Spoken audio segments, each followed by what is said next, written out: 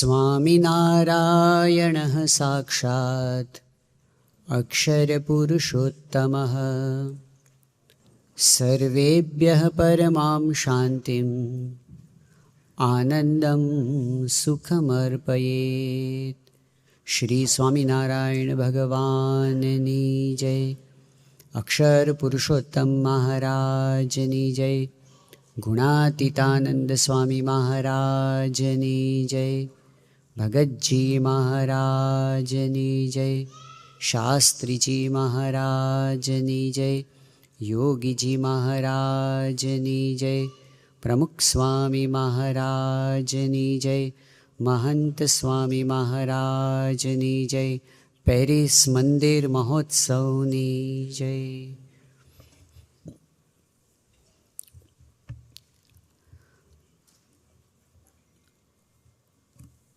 ગુણાતીતાનંદ સ્વામીના વખતની અંદર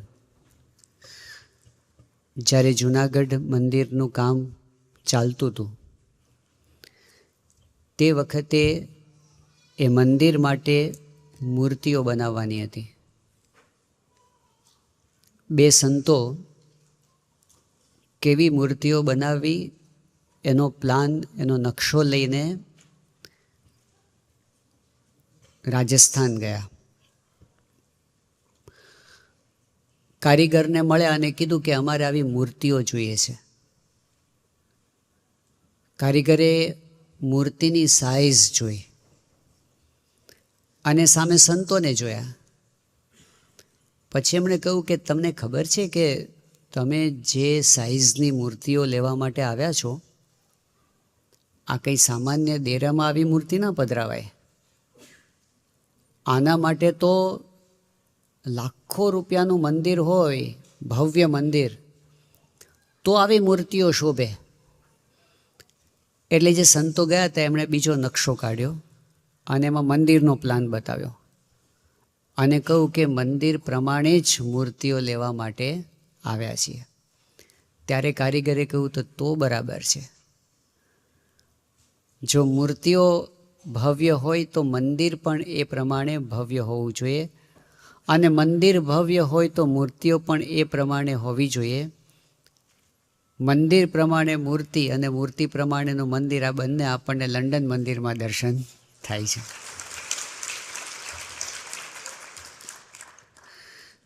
આજનો દિવસ ઐતિહાસિક દિવસ છે. 30 વર્ષ પહેલાં આજના દિવસે શ્રાવણ વદ દશમીના દિવસે ધામધૂમ ચાલતી હતી અને આખા વિશ્વની અંદર સંભળાય એવો ડંકો આ લંડનની ભૂમિ ઉપર પડ્યો હતો. એ સ્થાન, એ સમય ક્યારેય ઇતિહાસમાં ભૂંસાય એવા નથી. આજે આ લંડન મંદિરના કણે કણમાં આપણને દિવ્યતા દેખાય છે. પ્રમુખ સ્વામી મહારાજની કૃપાના દર્શન થાય છે. હરિભક્તોની તપશ્ચર્યાના દર્શન થાય છે અને એમની તપ અને ભક્તિથી પ્રસન્ન થઈને ભગવાન પોતે મધ્યખંડમાં વિરાજમાન થયા એના પણ દર્શન થાય છે. આ ઉપાસનાનું તીર્થ બન્યું છે. જ્યારે લંડન મંદિરનું ઉદ્ઘાટનનો અવસર આવ્યો તે વખતે પ્રમુખ સ્વામી મહારાજે મંદિર વિશે જે સુંદર વિભાવના લખી હતી. મંદિર એટલે આપણને એક બાંધકામ દેખાય છે, પણ હકીકતમાં એ મંદિરમાં શું પડેલું છે, પ્રમુખ સ્વામી મહારાજે જે એમના શબ્દોની અંદર લખ્યું છે એનું આપણે વાંચન કરીએ. સ્વામી બાપાએ કહ્યું કે પરમાત્માને પામવાનું કેન્દ્ર એટલે મંદિર. મનને સ્થિર કરે એ મંદિર. પરમ શાંતિ આપે એ મંદિર. ઉચ્ચ જીવનની પ્રેરણા આપે તે મંદિર. પરસ્પર આદર કરવાનું સમજાવે એ મંદિર. સંસ્કૃતિના ઊંચા મૂલ્યોનું રક્ષણ કરે એ મંદિર. આપણી આગવી ઓળખ કરાવે એ મંદિર. સ્વામીશ્રીએ મંદિરની આ વિભાવના લખીને પછી સાર લખ્યો છે કે ભગવાન સ્વામિનારાયણે આ પૃથ્વી ઉપર પધારીને અક્ષર અને પુરુષોત્તમની ઉપાસના અખંડ રહે તે માટે મંદિરો કર્યા. તેમાં સનાતન દેવો અને અવતારોની સ્થાપના કરી બધા ધર્મોને આદર કરતા શીખવ્યું. આ બ્રહ્મ અને પરબ્રહ્મના સનાતન મૂલ્યોને શાસ્ત્રીજી મહારાજ અને યોગીજી મહારાજે મૂર્તિમાન કર્યા. દેશ અને પરદેશમાં સંસ્કાર કેન્દ્રો સ્થાપ્યા. આ અલૌકિક અને દિવ્ય કાર્યમાં સૌને લાભ મળતો રહે તે ભગવાન સ્વામિનારાયણને પ્રાર્થના. શાસ્ત્રી નારાયણ સ્વરૂપદાસના આશીર્વાદ સહ જય સ્વામિનારાયણ. સ્વામી બાપાના આ આશીર્વચનોની અંદર મંદિરમાં શું હોય છે આપણને સમજવા મળે છે. સ્વામિનારાયણ ભગવાને કહ્યું કે અમે ઉપાસના માટે મંદિર કર્યા છે. પ્રમુખ સ્વામી મહારાજ કહે છે કે એ મંદિરમાં શાંતિ મળે છે, એ મંદિરમાં ઉચ્ચ જીવનની પ્રેરણા મળે છે, એ મંદિરમાં આપણી આખી ઓળખ ટકી રહે છે. સ્વામી બાપાએ જે લખ્યું એ એમણે પ્રસંગે પ્રસંગે આ મંદિર બનતી વખતે આપણને કહ્યું છે. તો અત્યારે આપણે પરમ પૂજ્ય પ્રમુખ સ્વામી મહારાજના એ વચનોનું સ્મરણ કરીએ એક ટૂંકી વિડીયોના માધ્યમથી. ભગવાન સ્વામિનારાયણે આ પૃથ્વી ઉપર પધારીને અક્ષર અને પુરુષોત્તમની ઉપાસના અખંડ રહે તે માટે મંદિરો કર્યા. કારણ કે ભગવાન આ લોકમાં આવ્યા, એમને મંદિરોનો આદેશ આપણને આપ્યો છે કે ઉપાસના રહેવા સારું મંદિરો કરવા. અને આપણે એ જ વસ્તુ શાસ્ત્રી મહારાજે આટલા માટે જ અક્ષર પુરુષોત્તમ જ્ઞાન આપ્યું છે. અને એ દેશ પ્રદેશમાં થાય એમ જોગી બાપાની ખાસ ઈચ્છા અને નિમિત્તે અહીંયા આગળ એક આપણું ભવ્ય મંદિર ખૂબ સુંદર થશે. પણ આ તો મંદિર છે એટલે દર્શન કરવા માટે આપણે અવશ્ય આવવાનું જ. રવિવારની સભા છે એટલે આપણે જવાનું. એમાં મૂળકો આવે ને પછી પાછો ખીચો પડી જાય એવું નહીં. ચડ ઉતર ના થાય, એક સરખો રંગ સ્વામી કહે છે. એ રંગ ચડ્યો એ ચડ્યો જ, જેમાં હજારો માણસોને એના દર્શનથી લાભ થશે. કારણ કે ભગવાનના મંદિરો જે થાય છે એ પથ્થરો એ પથ્થર નથી, એમાં પણ ચૈતન્ય છે. મહારાજે પણ કહ્યું છે, સ્વામીએ પણ કહ્યું છે કે આ પથ્થરો પણ સત્સંગ કરાવશે. મારે કે ઉપાસના રહેવા સારું મંદિર એટલે આ મંદિર છે એ લાખો વર્ષ સુધી રહેશે તો ઉપાસનાનો માર્ગ ચાલુ રહેશે. બધા આશીર્વાદ આપવા બધા માટે ભેગા કર્યા છે. પહેલાં મંદિર જે કરીએ છીએ કે આપણે મંદિર કરીને કરવાનું શું છે કે આપણે બધા છોકરાઓ અને બાળકોથી એવા તૈયાર થાય. આપણે મુખ્ય એવું કહીએ છીએ એટલા માટે આપણે મહેનત કરીએ છીએ આપણે. અને જે આપણે મૂળ છે કે આટલું બધું ખર્ચો કરીને મંદિર કરીએ છીએ એનો મુખ્ય પાયો તો એ છે તમે લોકો. તમે લોકો આગળ સત્સંગ કરો, મંદિરને સાચવો, મંદિરનો સત્સંગ લગાડો, એને માટે છે વસ્તુ. તમારામાં તો સત્સંગની દ્રઢતા છે, નિયમ ધર્મની દ્રઢતા છે અને બીજાનો સ્તંભ છે તો આ કાર્ય થાય. એટલે એ માટે ભગવાનના મંદિરમાં જવાથી આપણને એક જાતના સંસ્કાર વધે છે, ધર્મમાં ભાવના થાય છે, ભગવાન વિશે ભક્તિ થાય છે અને સત્સંગ જીવનમાં દ્રઢ થાય. તો એ સિદ્ધાંત આખા દુનિયાના માણસોને મળે એ એમનો સંકલ્પ હતો. ને શાસ્ત્રીજી મહારાજે એ અક્ષરને પુરુષોત્તમનું મંદિરો કરીને મૂર્તિઓ પધરાવીને આજે આ દેશ પ્રદેશ સુધી આપણે અહીંયા આવી છે. હમણાં વિવેક સાહેબ સ્વામી શ્લોક બોલ્યા, ગુણાતીતો અક્ષરમ બ્રહ્મ. બોલો, ભગવાન પુરુષોત્તમ જનો જાનન ઇદમ સત્યમ મુચ્યતે ભવબંધનાદ. આ બધા સમજ્યા તમે? શ્લોક બોલ્યા આપણે. આ સંદેશો આપણને મહારાજના થકી ત્યારથી આવેલો છે પરંપરામાં. લંડન જાય છે બેઉ સંતો બાપા. હા, લંડન આશીર્વાદ આપો, ખૂબ સારું કાર્ય થાય. આપનું પોટલું તૈયાર છે ને? પ્લેનની ટિકિટ આવી ગઈ છે. પ્લેનની ટિકિટ આવી ગઈ છે લંડન જવા માટે. હા, રેડી? આ સભા પતે એટલે આપણે નીકળી જઈએ. આવશો ને? તૈયાર. શું કેવું છે હરિભક્તોને? શું કહીશું ત્યાં? આપનો મેસેજ, આપનો સંદેશો શું છે? અક્ષર પુરુષોત્તમનું જ્ઞાન થાય તમને. અક્ષર પુરુષોત્તમનું જ્ઞાન થાય બધાને. બસ રાજી રહેજો, કાયમ ભેગા રહેજો. મારા સ્વામી ભેગા કે આપણે શાસ્ત્રી યોગી મહારાજ. બાપા લંડન ગયા છો? લંડનમાં શું કર્યું? ભજન ભજન બીજું આપે મોટું મંદિર બાંધ્યું મોટો મને હિસાબ આપે ભજન કરવા માટે. ભજન ગાવા બરાબર છે, હું ભૂલી ગયો બાપા. હા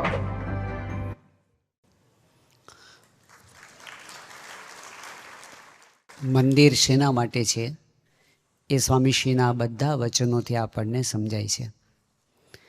એમને અંતે આપણા હૃદયની અંદર મંદિર કરવું છે, આપણને બધાને સુખિયા કરવા છે, આપણા હૃદયની અંદર ભગવાન પધરાવવા છે, અને એ જ મંદિરનું અંતિમ લક્ષ્ય છે.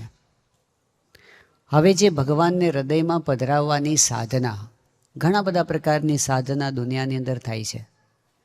શ્રીમદ ભાગવતના એકાદશ સ્કંધની અંદર શ્રી કૃષ્ણ ભગવાન ઉદ્ધવને અંતિમ ઉપદેશ આપે છે. આ ઉપદેશ આપીને શ્રી કૃષ્ણ ભગવાન પોતાનો દેહ છોડી દેવાના હતા. એ છેલ્લા ઉપદેશની અંદર ભાગવત ધર્મની વાત કરતાં કરતાં એક જગ્યાએ શ્રી કૃષ્ણ ભગવાન એવી વાત કરે છે કે હવે હું જે વાત કરું છું એ રહસ્ય છે, એ સિક્રેટ છે, એ સાર છે. એવી એક મહત્વની વાત હવે હું તમને કરું છું, તમે ધ્યાન દઈને સાંભળો. આટલી વાત કરીને કૃષ્ણ ભગવાને 2 શ્લોકની અંદર એવી વાત કરી છે કે મને કોઈ વશ કરવા માગે, એટલે કે ભગવાનને કોઈએ વશ કરવા હોય તો એના માટેની ચાવી હું તમને આપું છું. હું શેનાથી વશ થાઉં છું એની વાત કરતાં પહેલાં કૃષ્ણ ભગવાન એવું કહે છે કે હું શેનાથી વશ નથી થતો એનું લિસ્ટ બતાવે છે.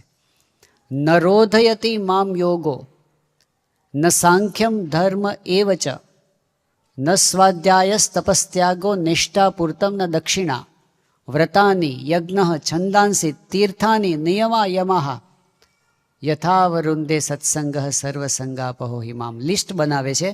કૃષ્ણ ભગવાન કહે છે કે હું યોગ સાધનાથી વશ થતો નથી. યોગ સારી વસ્તુ છે, એનાથી સ્વાસ્થ્ય સારું રહે છે, એનાથી મન એકાગ્ર થાય છે, એનાથી આપણી આધ્યાત્મિક અભિરુચિ વધે છે. પણ કૃષ્ણ ભગવાન કહે છે કે યોગથી હું વશ થાવ એવો નથી. સાંખ્યની વાત કરી, વૈરાગ્યની વાત કરી, એનાથી પણ હું વશ ન થાવ. કોઈ સ્વાધ્યાય કરે, ગ્રંથોનું વાંચન કરે, એનાથી પણ નહીં. કોઈ તપ કરે એનાથી નહીં. કોઈ ત્યાગ કરીને જંગલમાં રહે એનાથી પણ નહીં.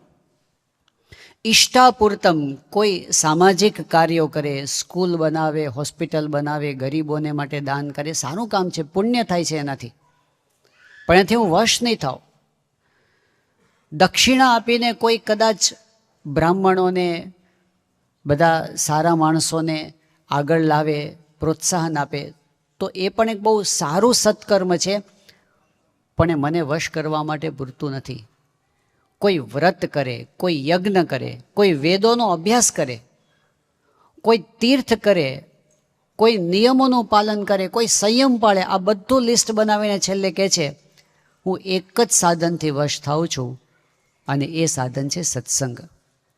સ્વામિનારાયણ ભગવાને ગરડા મધ્યના 54મા વચનામૃતમાં આ વચનો પર મહોર મારી છે. મહારાજ કહે છે કે સત્સંગ જેવું કોઈ સાધન જ નથી ભગવાનને વશ કરવા માટેનું. આપણે ગમે તેટલું કરીએ અને છેલ્લે ત્યાં આવીને ઊભા રહેવાનું છે. એવો જે સત્સંગ, એને કઈ દ્રષ્ટિથી આપણે જુઓ. નિષ્કુળાનંદ સ્વામીએ આ સત્સંગને સમજવા માટેની એક દ્રષ્ટિ આપણને આપી છે. નિષ્કુળાનંદ સ્વામી સ્વામિનારાયણ ભગવાનના અગ્ર પંક્તિના સંત છે.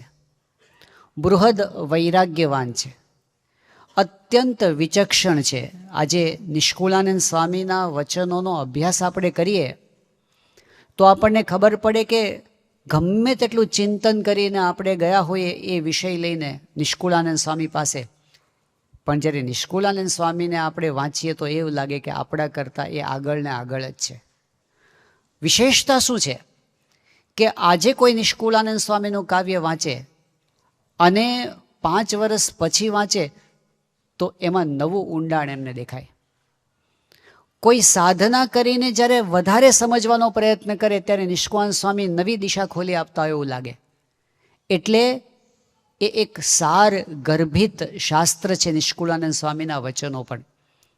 સ્વામિનારાયણ ભગવાનના અનુભવી સંત છે એવા સદગુરુ નિષ્કુળાનંદ સ્વામીએ આપણને સત્સંગને સમજવાની એક દ્રષ્ટિ આપી છે એમના 64 પદી ગ્રંથના એક ભાગની અંદર. અત્યારે આપણે પૂજ્ય સંતોના કંઠે એ નિષ્કુળાનંદ સ્વામીના સત્સંગને સમજવા માટેના જે પદ છે એમાંથી કેટલાક પદોનું ગાન સાંભળીએ અને પછી એના ઉપર વિચાર કરીએ. સૌ હરિભક્તોને સંતોને વિનંતી કે આ પદમાં સૌ સમૂહમાં સમૂહ ગાન કરીશું.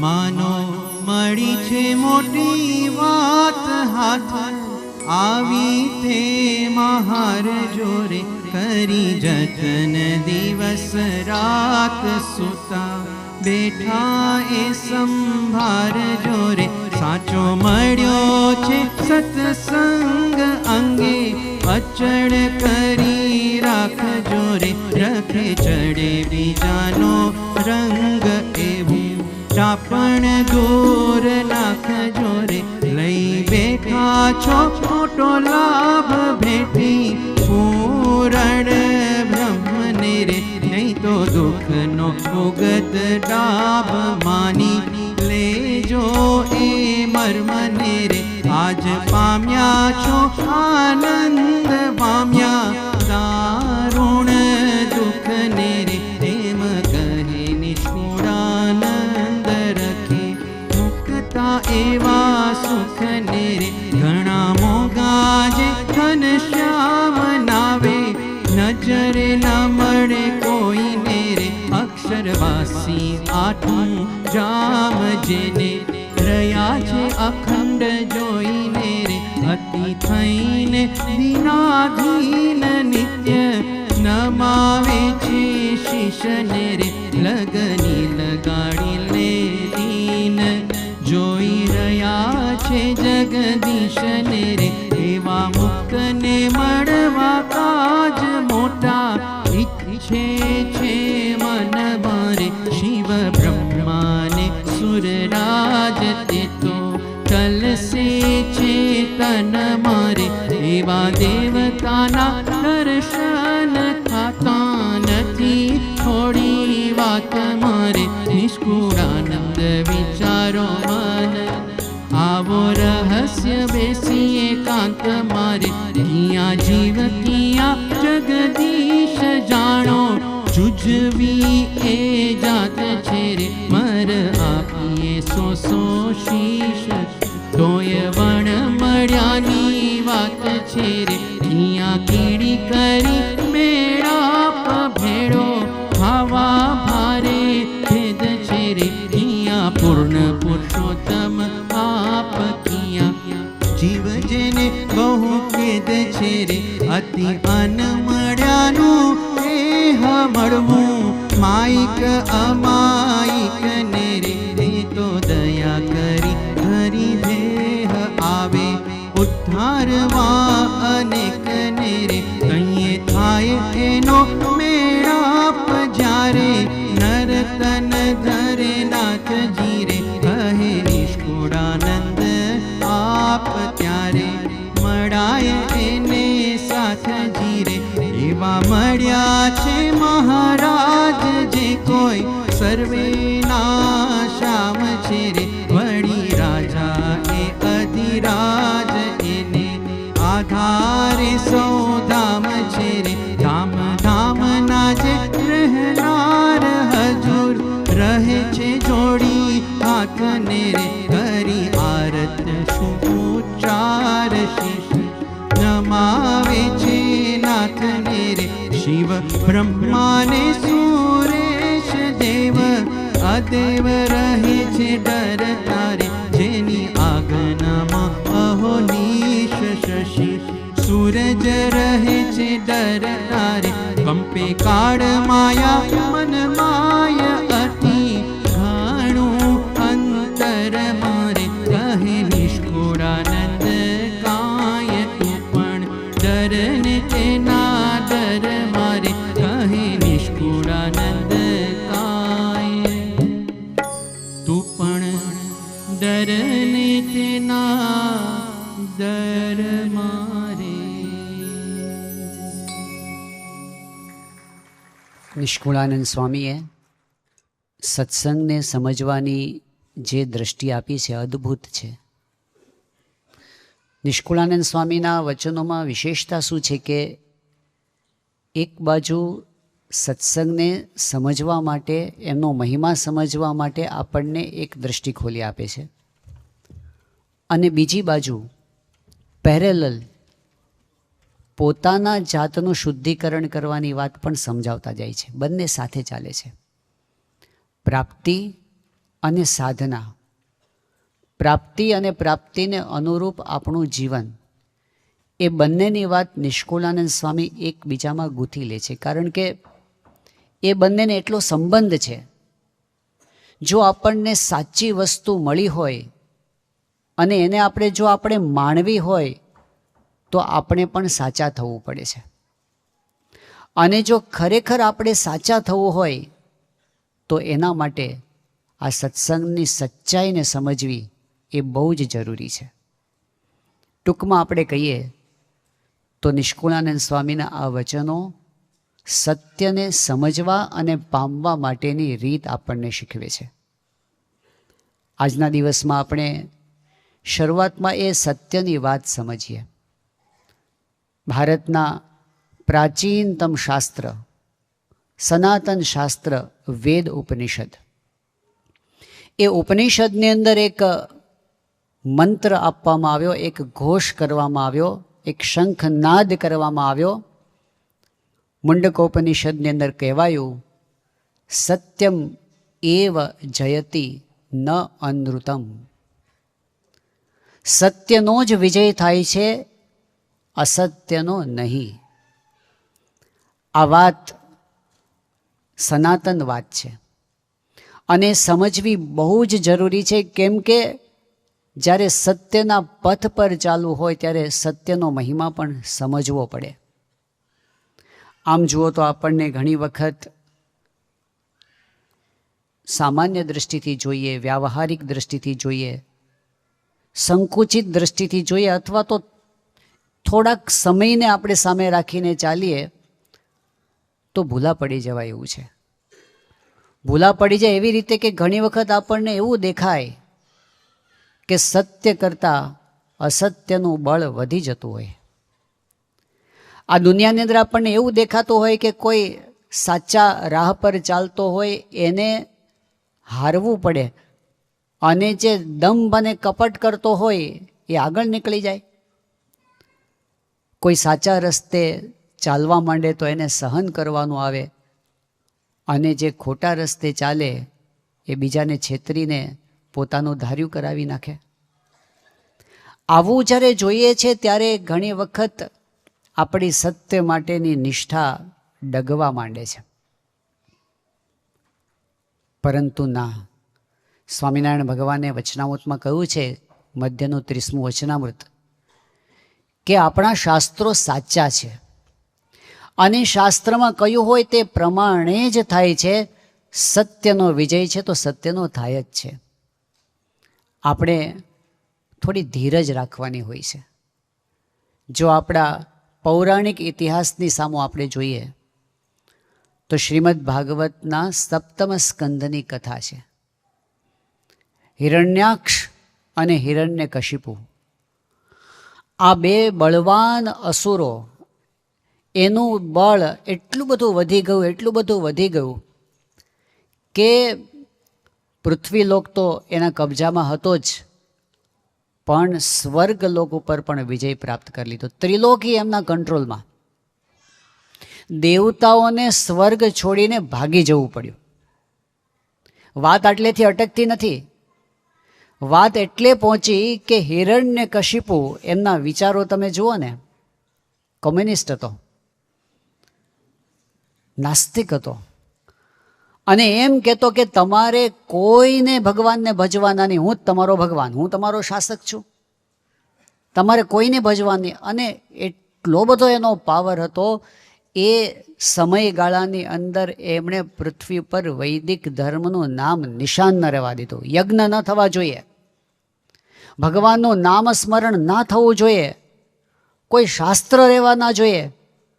એવું લાગ્યું એ વખતે કે જાણે ધર્મનો મૂળમાંથી નાશ થઈ ગયો આ પૃથ્વી પરથી. પણ છતાંય ફરી પાછો ધર્મનો ઉદય થયો. આ સનાતન ધર્મના પાયા એટલા મજબૂત છે, આ એટલા સત્યના પાયા ઉપર રચાયેલો ધર્મ છે કે ફરી વખત પાછો ધર્મ ઊભો થયો. ફરી વખત હિરણ્યકશિપુ ગયો, પણ વૈદિક ધર્મ એવો ને એવો રહ્યો. થોડાક નજીક આવીએ તો રામાયણના કાળની અંદર રાવણનું કેટલું બધું ચાલ્યું, કેટલું ચાલ્યું. સીતાજીનો કોઈ વાંક નહોતો, છતાં પણ એમને વાંક વગર કેટલું સહન કરવાનું થયું. રામચંદ્ર ભગવાન ઉપસ્થિત છે, લક્ષ્મણજી ઉપસ્થિત છે, અને છતાં પણ આસુરી શક્તિનું એટલું ચાલ્યું કે સીતાજીનું હરણ થયું. ભગવાન અને આવા સમર્થ ભક્ત હાજર હોવા છતાં પણ ચાલવા દીધું ભગવાને. શા માટે? ભગવાન તો સમર્થ છે, પણ એમને કંઈક મેસેજ આપવો છે. આવા સંજોગો આવવા દેવા છે. એમને કોક વખત ધર્મ અને કોક વખત અધર્મનું બળ વધઘટ કરવું હશે, કંઈક બેલેન્સ કરવા માટે. પણ અલ્ટિમેટલી સાચી વસ્તુ છે એનો વિજય થાય છે. તે વખતે એવું લાગતું હતું કે રાવણનું ધાર્યું થયું અને રામનું ધાર્યું ન થયું, પણ અંતે રામ રાજ્ય સ્થપાયું અને સત્યનો વિજય થયો. હજી થોડાક નજીકના કાળની અંદર આવીએ. વસુદેવ અને દેવકી, શું વાંક હતો એમનો? ભગવાને એને ત્યાં અવતાર લેવાનું નક્કી કર્યું હતું, પણ કંસ એની આસુરી શક્તિ કેટલું ચાલ્યું એનું. વસુદેવ અને દેવકીને સાચા માર્ગે ચાલવાવાળાને જેલમાં પુરાવવું પડ્યું. અને કેટલી હદ સુધી કષ્ટો આવ્યા. કોઈ પણ માતા હોય એના માટે એનાથી વધારે દુઃખદ ઘટના કઈ કહેવાય કે એના 7 સંતાનોને જન્મતા વેત એની નજર સામે મારી નાખવામાં આવે. દેવકીજીના નસીબમાં એ આવ્યું. એવું લાગ્યું કે ન ચાલ્યું. ભગવાનને પણ જન્મતા વેત જતા રહેવું પડ્યું દૂર. આસુરી શક્તિ બળવાન થઈ ગઈ એવું લાગ્યું. પણ અંતે સત્યમેવ જયતી ન અનૃતમ. પાંડવો અને કૌરવોની બાબતમાં જુઓ, એવું લાગ્યું કે કૌરવો ખોટા હતા તો પણ એ જીતતા જ ગયા, જીતતા જ ગયા, જીતતા જ ગયા. દ્યુત રમવા માટે ગયા, જુગાર રમવા માટે ગયા, કૌરવો જીતી ગયા. દ્રૌપદીને સહન કરવાનો વારો આવ્યો. ફરી વખત રાજ્ય એ લોકોએ આપી દીધું. ફરી વખત જુગાર માટે નિમંત્રણ આપ્યું. યુધિષ્ઠિર ફરી વખત ગયા, ફરી વખત હારી ગયા. જે સાચા હતા, જે ભગવાનના આશ્રિત હતા, એવા પાંડવોને દ્રૌપદી સાથે વનમાં ભટકવાનું થયું. અને પહેલાં દુર્યોધન, દુશાસન એ બધા ભાઈઓ જલસા કરતા હતા રાજમહેલમાં.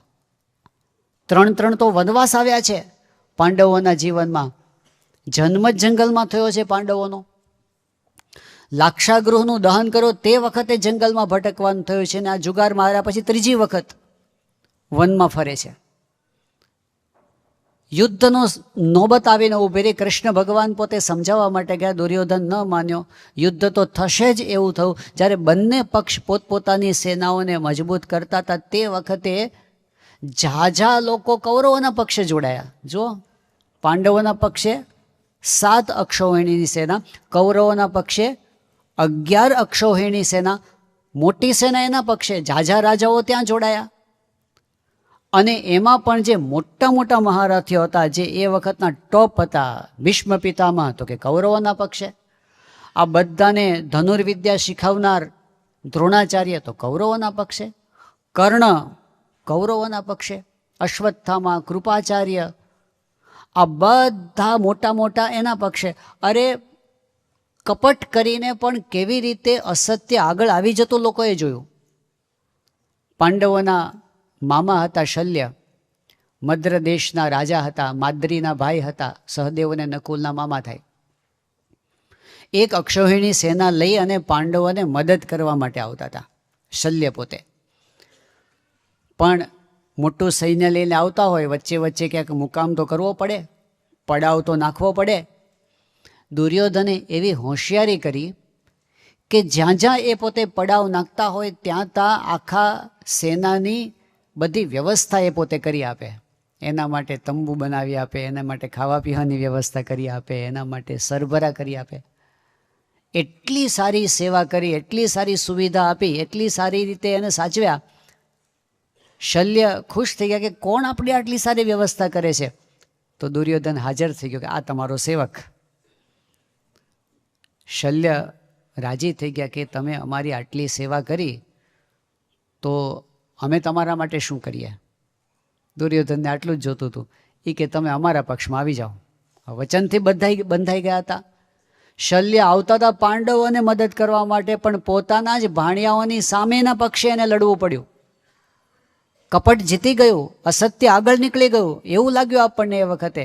પણ યતો ધર્મસ તતો જય, એ જે મહાભારતનો ઘોષ છે, અંતે કૌરવ કુળનું નિકંદન થયું અને અસત્ય છે એને ધૂળમાં મળવું પડ્યું. સત્યનો વિજય થયો. પણ વચ્ચેનો જે ગાળો હોય છે ને એમાં કસોટી થતી હોય છે. સત્યના માર્ગે ચાલનારને પહેલાં તો સત્યમાં એ નિષ્ઠા હોવી જરૂરી છે કે અંતે વિજય એનો જ થવાનો છે, એટલે આપણે એને છોડવું નહીં. સ્વામિનારાયણ ભગવાનના સમયની અંદર મહારાજ પોતે પ્રગટ્યા, આ સત્સંગ લઈને આવ્યા. પ્રેમાનંદ સ્વામીએ ગાયું કે અક્ષરના વાસી વાલો આવ્યા અવની પર, નવખંડ ધરતીમાં સ્વામી છતરાયા ચાલે રાજ. અક્ષરના વાસી વાલો આવ્યા અવની પર, અવની પર આવી વાલે સત્સંગ સ્થાપ્યો. હરિજનોને કોલ કલ્યાણનો આપ્યો રાજ. અક્ષરના વાસી વાલો આવ્યા અવની પર. મહારાજ પોતે સત્સંગ લઈને આવ્યા છે, સત્સંગ સ્થાપવા માટે આવ્યા છે. અને સત્સંગનો અર્થ જ એ કર્યો, સત્યસ્ય સંગ સત્સંગ, સાચાનો સંગ.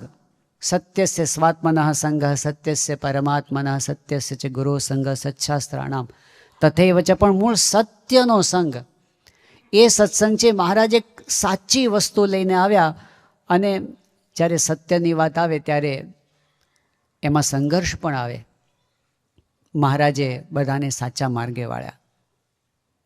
પહેલાં તો સદ આચારના રસ્તે, સાચો આચાર, વ્યસનો છોડાવ્યા, હિંસા બંધ કરાવી. કેટલાક ધર્મના નામે અધર્મ ચાલતા હતા એવા હિંસામય યજ્ઞો એમણે બંધ કરાવ્યા. દૂષણોથી બધાને મુક્ત કર્યા. મુમુક્ષુઓ સત સંસ્કારવાળા સત્સંગમાં તણાવા માંડ્યા. ધીમે ધીમે સત્સંગનો પ્રતાપ ખીલતો ગયો. સંતો થયા અને એમાં પણ મહાસમર્થ ધુરંધર એવા મોટા મોટા મઠાધીશો હોય, વિદ્વાનો હોય, ધનપતિ હોય, એ બધા મહારાજથી એવા આકર્ષાયા, સંસાર છોડીને મહારાજને સમર્પિત થયા. એમાં યોગી પુરુષો હતા, એમાં ઉચ્ચ કક્ષાના સાધકો હતા. પરંતુ એ સંતો જ્યારે સમાજમાં ફરતા થયા અને જ્યારે એક બહુ જ મોટો વર્ગ સત્સંગમાં જોડાવા માંડ્યો ત્યારે અસત્યનો પરાભવ થતો એવું લાગે ને. તેજોદ્વેષ થયો, વિરોધ થયો. અને વિરોધ એ કક્ષાએ થયો કે એવું લાગ્યું કે એક સમયે તો જાણે એ જ બધે છવાઈ ગયું છે. વિચાર કરો, સ્વામિનારાયણ ભગવાનના વખતની અંદર તે વખતે મોટી મોટી રાજ સત્તાઓ વિરોધમાં પડી ગઈ. એમને કોઈક રીતે ગેરસમજ થઈ, પણ ગેરસમજ એટલી બધી પાવરફુલ થઈ ગઈ કે સાચી વાતને લોકોએ સાઈડમાં કરી નાખી. આ બાજુ વડોદરાના દિવાન હતા, બહુ જ બુદ્ધિશાળી માણસ હતા. 3 રાજ્યની અંદર એમનું દિવાનગરું ચાલતું હતું. એવા વડોદરાના દિવાન પણ સ્વામિનારાયણના વિરોધમાં પડ્યા. નજીક આવીએ જરાક તો અમદાવાદમાં પેશવાનો સૂબો હતો. એને તો એટલો બધો વિરોધ કે સ્વામિનારાયણ ભગવાનને મારી જ નાખવા. અને છેલ્લી કક્ષાનું કાવતરું એમણે કર્યું. ભદ્રના કિલ્લાની અંદર મહારાજને નિમંત્રણ આપ્યું અને સિંહાસન એવું બનાવ્યું કે એના ઉપર મહારાજ બેસે તો સીધા ઉકળતા તેલમાં પડે એવું આયોજન કર્યું એમણે. મહારાજે એનું કપટ ખુલ્લું પાડ્યું. પણ પેશવાનું આટલો બધો તેજોદ્વેષ એના મનની અંદર છવાઈ ગયો હતો કે સ્વામિનારાયણનું નિકંદન કાઢી નાખો. એનાથી સહેજ ઉપર જાઓ તો વિસનગરના સુબા લાલદાસ, એમને વિનાકારણ સ્વામિનારાયણ સંપ્રદાય પ્રત્યે દ્વેષ થયો હતો. તો એ કેવું કરે કે જે સ્વામિનારાયણ સંપ્રદાયના ભક્ત બને એને તડકામાં ઊભા રાખવાના, કાંઈ કારણ નહીં, કાંઈ ભૂલ નહીં, તમે સ્વામિનારાયણના કેમ થાય, બસ તડકામાં ઊભા રાખે વિના કારણે. આ બાજુ આપણે જઈએ તો કચ્છ અને ભુજની અંદર ત્યાંના જગજીવન હતા, ત્યાંના એ વખતના જે વહીવટદાર હતા, સુબા હતા. તો એને એટલો બધો વિરોધ કે આખી સેના લઈને મહારાજને મારવા માટે મોકલી.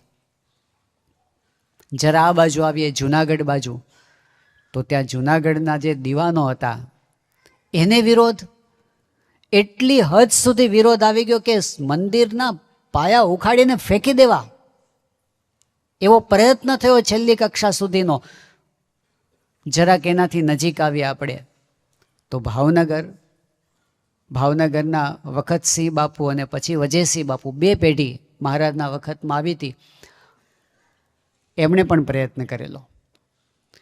લાડુદાન ગઢવીને મોકલનાર હતા વખતસિંહ બાપુ કે જાઓ સ્વામિનારાયણનું ઉઘાડું પાડો તમે, આ કંઈક ચાલે છે, અમારા તંત ચાલે છે અમારા રાજ્યની અંદર ગઢડામાં. અને દાદા ખાચરના ખળા ઉપર ચોકી બેસાડી દેવી, ખળામાં અનાજ હોય છતાં પણ ઘરમાં દાણો ન આવે એવી વ્યવસ્થા કરાવનાર વજયસિંહ બાપુ હતા. એમના તરફથી આરબની બેઠક હતી. એમાં એનો વાંક હોય કે ન હોય, એમને કોકે કાન ભંભેરણી કરી હતી, પણ ભંભેરણી કરવાવાળાનું ચાલ્યું, વાત એમ છે. હજી વધારે નજીક આવે તો ભડલીનો ભાણ ખાચર વિરોધમાં હતા. હજી વધારે નજીક આવીએ તો તળ ગઢડામાં જીવા ખાચર. આ બધી સત્તાઓ હતી એ વખતે, સત્તાઓ. અને એ બધાએ પોતાની પૂરી શક્તિ રેડી હતી સત્યની સામે, સત્યને ઉખેડી નાખવા માટે. પરમહંસોનો વિચાર કરો, એ વખતે કીડી જેવા જીવને પણ ડૂબવે નહીં એવા આ નિર્મળ સંતો, એમનું જીવન, એમનું ત્યાગ, એમનું સમર્પણ, એમની ભક્તિ, એનો જોટો જડે તેમ નથી એવા એ પરમહંસો. પણ એ પરમહંસોને ઓછું સહન કરવાનું નથી આવ્યું, બિકોઝ એ સ્વામિનારાયણના થયા. એમને માર સહન કરવા પડતા, તુંબડા તોડી નાખતા, ભિક્ષા માગવા જાય તો ભિક્ષા તો ન આપે, જે ભેગી થયું એને ધૂળમાં નાખી દે. ઉપવાસ પડતા, એમના નિયમમાં ભંગ થાય એવા પ્રયત્નો કરવામાં આવતા. આટલેથી વાત નથી અટકતી. મારવામાં આવતો એટલે કેટલી હદ સુધી ઇતિહાસની અંદર બધા પ્રસંગો નોંધી શકાયા નથી. પણ હીરાદાસ નામના એક પરમહંસ હતા. મહારાજના વખતમાં મહારાજે પરમહંસો માટે અમુક આકરા પ્રકરણો ચલાવેલા. તો કોઈક સંત એવા પણ હોય કે જે પોતે મહારાજ પ્રત્યે નિષ્ઠા જબરજસ્ત હોય, પણ બહુ કડક નિયમો આવે ને. મહારાજે તો કેટલા કડક નિયમો, ખટરસના નિયમ આપ્યા હતા. ગળ્યું નહીં, ખાટું નહીં, ખારું નહીં, તીખું નહીં, કડવું નહીં, તુરું નહીં, તેલ નહીં, ઘી નહીં, દૂધ નહીં, જેમાંથી સત્વ મળે એવું કાંઈ નહીં ખાવાનું, ભિક્ષા માગવાની, જે કાંઈ ભેગું થાય એ તળાવમાં ઝબકોળવાનું, કૂચો થઈ જાય પછી એમાંથી એક કાચલી ખાવાનું. રતાંધળા થઈ ગયા હતા કેટલાય સંતો. મહારાજે બહુ આકરી કસોટી એ બધા સંતોની કરેલી. એમાં કેટલાકને આ આકરા નિયમ પાળવા અઘરા પડી ગયા હતા. એટલે પછી એવા કેટલાક હતા કે જે પોતે આમ મહારાજના જ ભજન કરતા, પરંતુ મહારાજે કીધું તમે આ સમુદાયમાં નિયમ નથી પાળી શકતા તો તમે આઉટ, વિમુખ. તો એકલા એકલા ફરતા, એને એકડમલ કહેવામાં આવતું. મહારાજના વખતમાં આવા જે એકલા એકલા ફરીને ભજન સ્વામિનારાયણનું, જીવમાં નિષ્ઠા સ્વામિનારાયણ ભગવાનની, એના સિવાય બીજું કાંઈ નહીં, પણ એકડમલ થઈને ફરતા. એવા આ હીરાદાસ ધ્રાંગધ્રા બાજુ ગયા હતા અને એ વખતે એક ગામના ચોરાની અંદર એમણે રાત્રિ નિવાસ કર્યો હતો. બીજા કેટલાક એ વખતે ભેગા થયા હશે, બીજા બાવાઓ ત્યાં, એણે જોયા અમને. હીરાદાસ સ્વામિનારાયણનું ભજન કરતા હતા, એમાં એમને વાંધો હતો. એટલે કે એ બાબોડી સ્વામિનારાયણ કા ભજન બંધ કર, એટલે એ મોટે બોલતા હતા, એને બદલે મનમાં બોલવા માંડ્યા સ્વામિનારાયણ સ્વામિનારાયણ સ્વામિનારાયણ.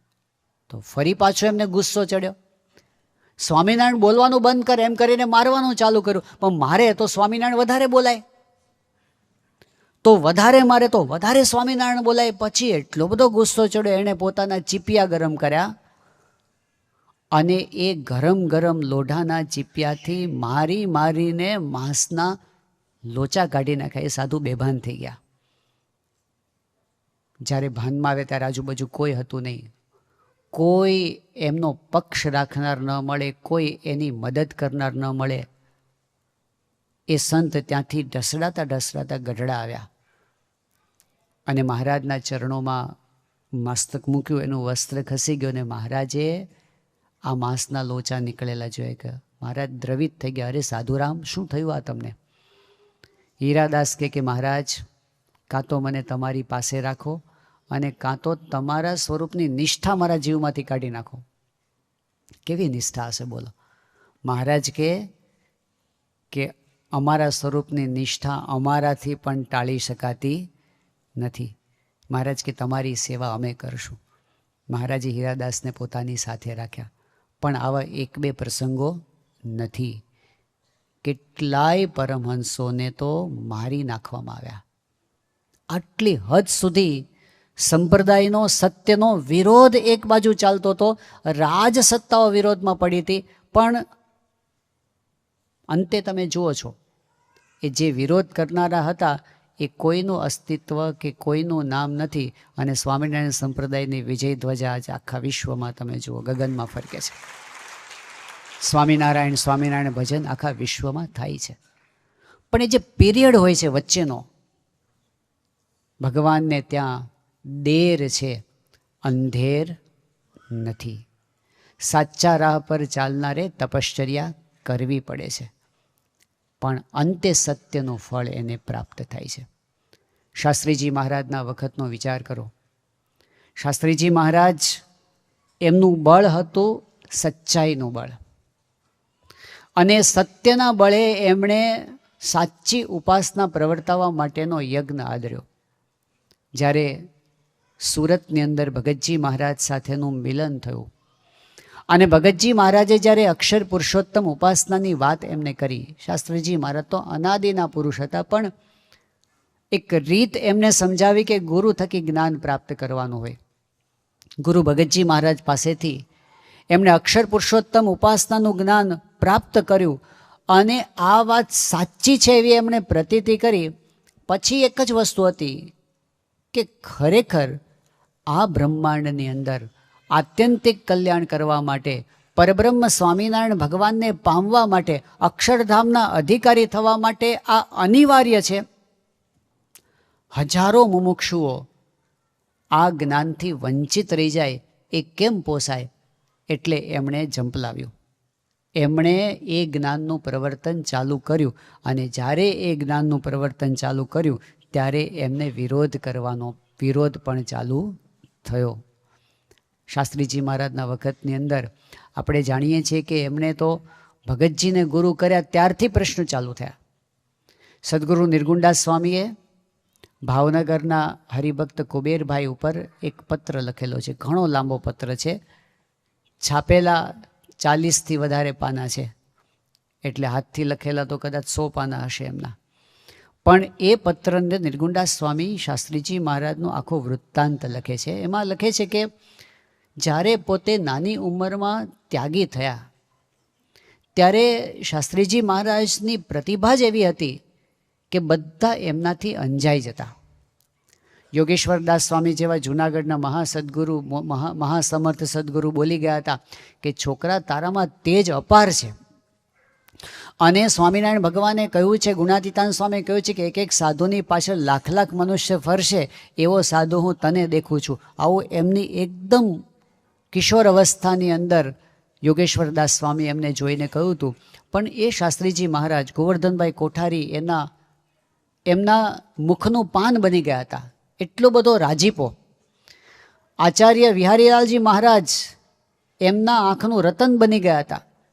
એટલો બધો એમનો રાજીપો. અને મોટા મોટા સદગુરુઓ, કારણ કે એમની વિદ્વત્તા એવી, એમની સાધુતા એવી, એમની વ્યવહાર કુશળતા એવી, એમની સેવાની ભાવના આવી, એમના સદગુણો એવા, બધાને એમના પ્રત્યે હેત થાય, આકર્ષણ થાય અને બધાના હૃદયમાં છવાઈ ગયા હતા શાસ્ત્રીજી મહારાજ. પરંતુ એક ટર્ન જ્યારે એમના જીવનમાં આવ્યો, શાસ્ત્રીજી મહારાજે જ્યારે ભગતજી મહારાજને ગુરુ કર્યા, આ એક એટલું હિંમતભર્યું પગલું હતું ને.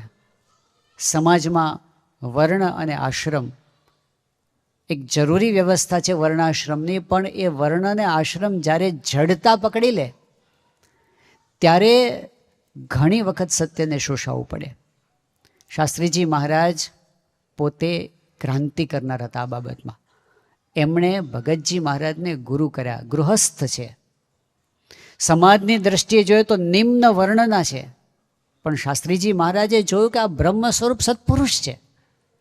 ઉપરનો આકાર ન જોવાનો હોય, કોણ છે એ જોવાનું હોય. અને શાસ્ત્રીજી મહારાજ સમર્પિત થઈ ગયા. બરાબર એક વખત નિષ્ઠા પાકી હતી કે સત્પુરુષ સાચા છે, પછી એમને કોઈની બીક હતી નહીં. જ્યારે ભગતજી મહારાજને ગુરુ કર્યા, નિર્ગુણદાસ સ્વામીએ વૃત્તાંતમાં લખે છે કે એમને લોકો સમજાવતા કે તમે આ બંધ કરો, ભગતજીને તમે ગુરુ ન કરો, એમનો સમાગમ ન કરો, તો પહેલાં તો એમને હેતને પેટે સમજાવતા. શાસ્ત્રીજી મહારાજ ન માન્યા તો નિર્ગુણદાસ સ્વામી લખે છે કે પછી એમને ઠપકો આપતા.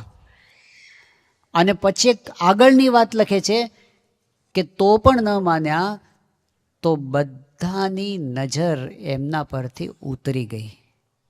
આ અઘરામાં અઘરું કામ આ છે. જે મોટેરા તમારા વખાણ કરતા હોય અને એની નજરમાં આપણે ઉતરી જઈએ, એની મોહબત છોડી દેવી પડે. શાસ્ત્રીજી મહારાજે જોયું કે વાત સાચી છે, તો કોઈ મારા પ્રત્યે સદભાવ રાખે કે કોઈ અસદભાવ રાખે એની મારે પડી નથી. એ સત્યને વરેલા હતા. સાચું છે તો કરો. અને એક વખત એવો આવ્યો, નિર્ગુણદાસ સ્વામી કહે છે કે એમનું અપમાન કરવામાં કોઈએ બાકી રાખ્યું નથી. એટલું બધું એમને સહન કરવાનું આવ્યું. સહન કરવાનું એટલી હદ સુધી આવ્યું કે એમનું નિકંદન કાઢી નાખવા સુધીના પ્રયત્નો બધા થયા. ગોવર્ધનભાઈ કોઠારી બોલી ગયા કે આ બેક છે, કોષ અને કોદાળી લઈ અને તમારું મૂળિયું કાઢવા તૈયાર થયો છે. અને એમાં અસત્યને કે ખોટી વસ્તુ હતી એને સફળતા મળી. કેટલી હદ સુધી સફળતા મળી કે શાસ્ત્રીજી મહારાજ એમના ભગવા વસ્ત્ર ઉતારી અને એમને ધોળા વસ્ત્ર પહેરાવી દેવામાં આવ્યા.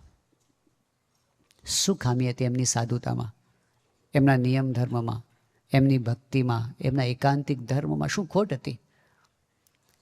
એમણે અક્ષરને પુરુષોત્તમ સત્ય સિદ્ધાંતને વરીને ભગતજી મહારાજ જેવા સાચા સત્પુરુષને ગુરુ કર્યા.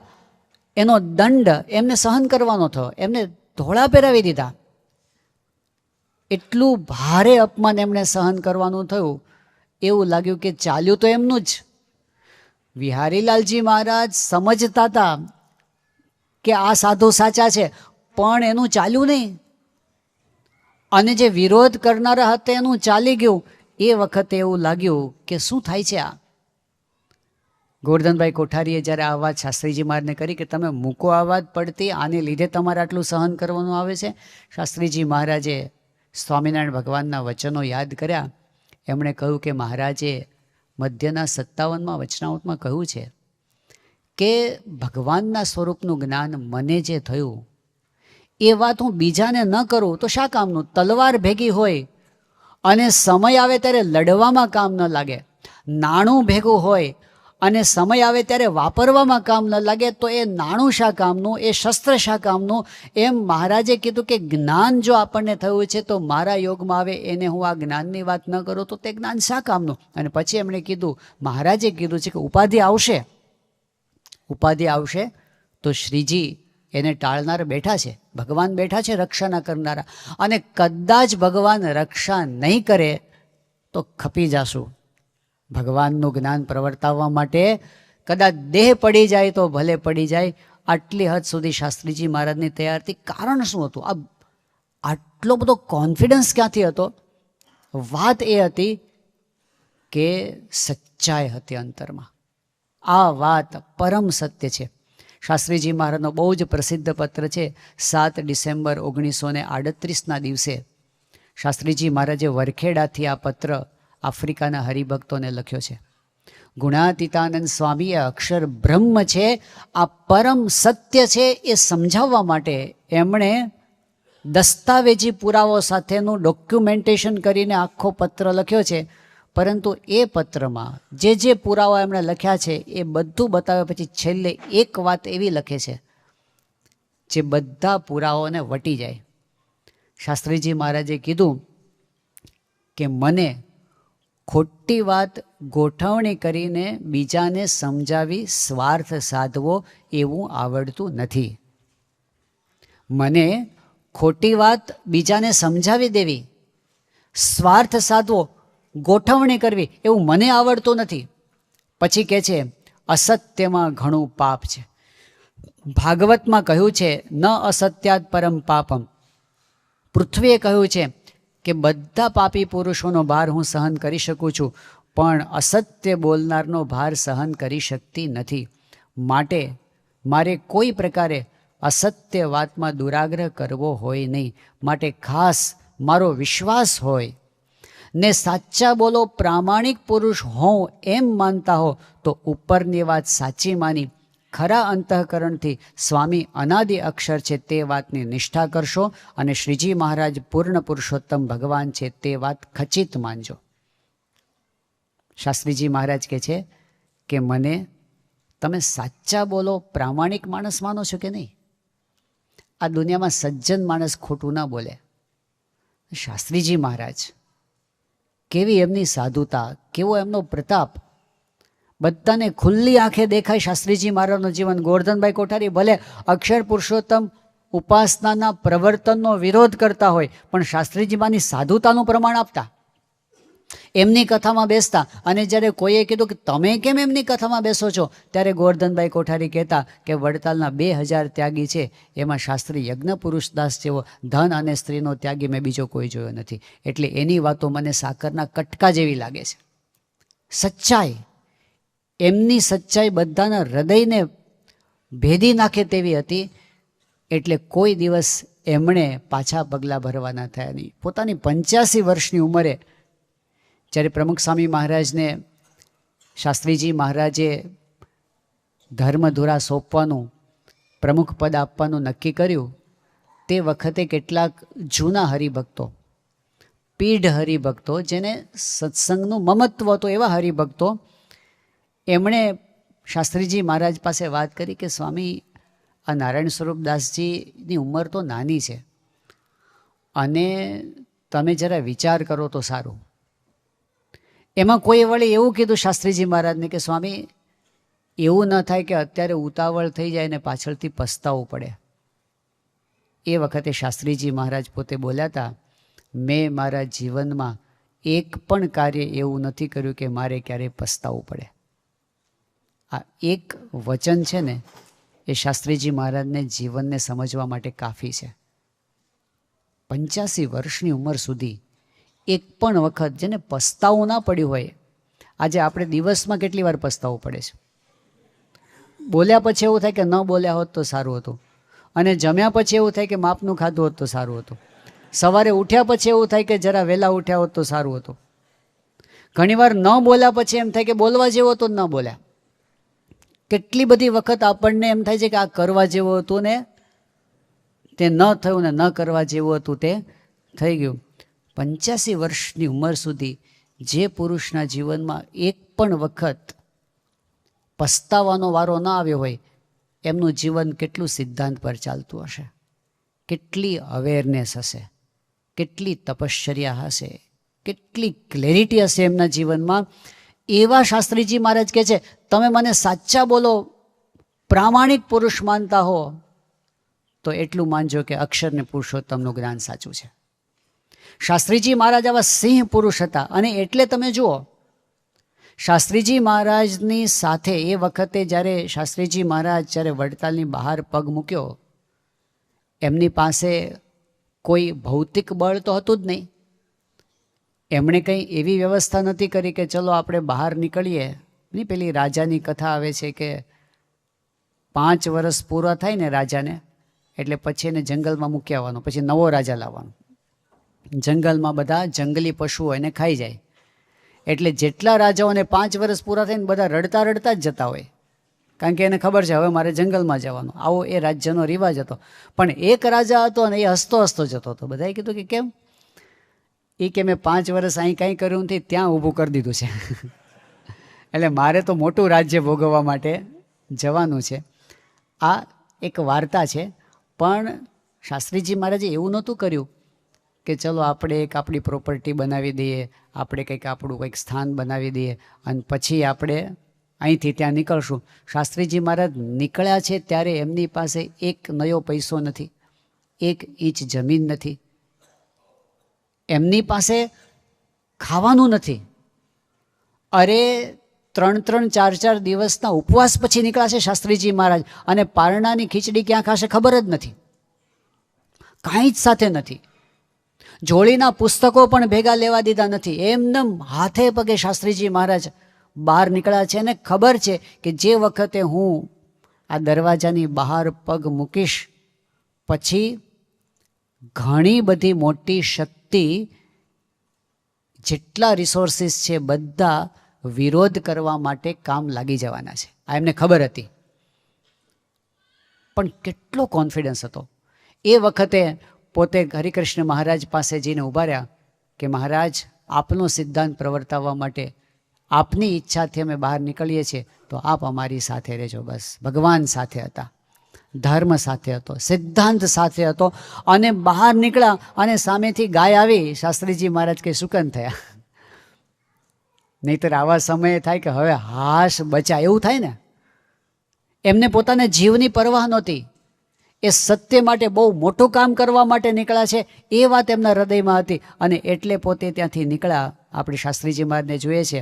અને બહાર નીકળ્યાને તે વખતે એમની પાસે એવી ચોઇસીસ હતી કે પોતે પોતાનું જે ખરાબ કરનાર હોય એનો બદલો વાળી શકે.